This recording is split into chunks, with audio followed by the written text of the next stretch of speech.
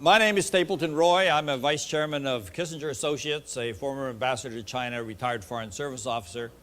And with me is Juan Williams, who anyone who listens to NPR would be well familiar with. And to his left is Geoffrey Garrett with the Pacific Council on International Policy. I think we're fortunate to have the brain power. I'm simply supposed to steer their brains in the right direction, and with your help. The Committee on 100 consists of an impressive group of leaders in an impressive range of fields. So I hope I won't be contradicted if I say that leaders make a big difference. And we, in the Asia-Pacific, in the East Asia region, have a number of very important leadership transitions taking place right now over the course of the Republic of China last fall, and the government was reconstituted in March when the National People's Congress met. In Korea, we have a brand new government with the president making his first visit to the United States as the president of the Republic of Korea as we are gathered here. We have elections in Taiwan that will install a new president next month, and last but not least, the United States is in the middle of a presidential election campaign that has unusual elements absent from our earlier history in terms both of age, ethnicity, and gender. So a lot of leadership transitions are underway, and the purpose of this panel, with your help, because there will be an opportunity for questions, is to look at the implications for U.S. relations with Greater China that could result from this set of leadership transitions. The reason I include Korea in this group, because we're looking at the Greater China issue really as opposed to the whole East Asian area, is because the North Korean nuclear issue is one of the vital issues in U.S.-China relations. The six-party talks that are dealing with the issue were essentially started under the initiative of the Chinese government, and the question of whether we have been putting forward-looking proposals forward enough and whether the Chinese have been using enough pressure on North Korea has been an issue in the debate in this country on our relationship with Beijing. So it's necessary to think about the implications of how Korea postures itself on this question. And the new Korean government takes the position that there should be more reciprocity in relations between South Korea and North Korea, and their insistence on this has produced a very sharp negative reaction from North Korea. But Assistant Secretary Chris Hill, who will be talking to us tonight, has just come back from talks with the North Koreans, and it looks like the six-party talks are back on track and hopefully will be moving ahead. So there are a number of positive things in East Asia now.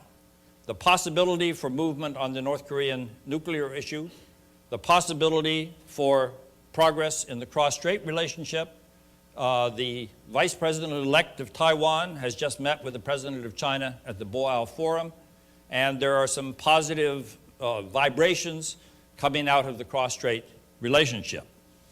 In addition, the sharp deterioration in relations between Japan and its two neighbors in Northeast Asia, Korea and China, has halted. So that while relations are not as warm as they could be, we don't see the deterioration that was assuming alarming proportions up into 2006. So there are some very positive indicators out there, and the question is whether leadership transitions will be able to take advantage of these transitions.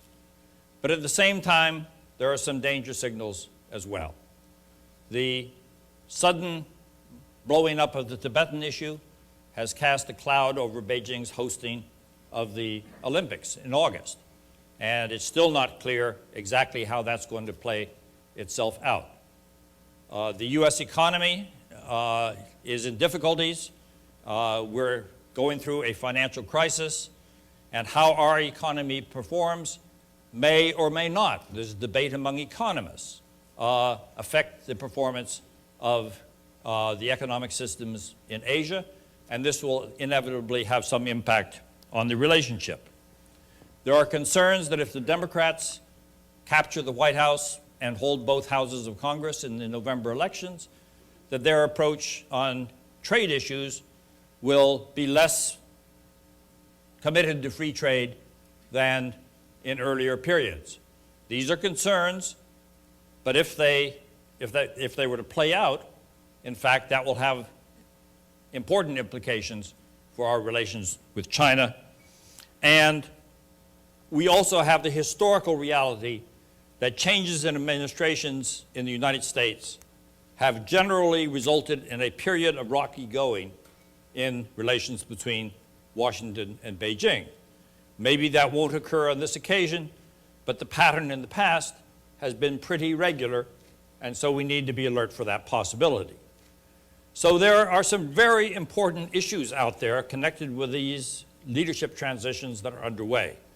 And Juan, I wonder if we could kick this off by asking you to sort of look at the election campaign and offer any reflections you have on how it's going and how it might impact on some of these questions. Good afternoon to all of you, and thanks, Stapleton. It's a pleasure to be with you, Jeff. You know, this has been a very busy time in Washington. The Pope is visiting, as you may know. It's not just the Pope, Gordon Brown. The British leader is there. Lee Myung-bak from South Korea is in Washington tomorrow. This whole notion of leadership transition that you're talking about is very much on display as they seek to meet with President Bush, and I might add, also meet with the people who are running for the leadership of the United States. But in some ways, it's been dwarfed by consideration of leadership change. Last week we had Ambassador Crocker and General Petraeus in Washington to talk about what's going on with the war in Iraq. Everybody, of course, intent on exit strategy. Should we leave before or after the election? Should Katie Couric vacate before or after the election? These issues are critical issues of the day. But when we look and try to understand with some depth the American election, you have to come to the American people and exactly what it is that the American people represent at this time in terms of their vision, their ambition for the leadership of the country. And that's when you come to a very troubling reality that we are not a very happy people at the moment. Recent polls indicate more than 80% of the American people feel that the country is headed in the wrong direction. These are historic highs.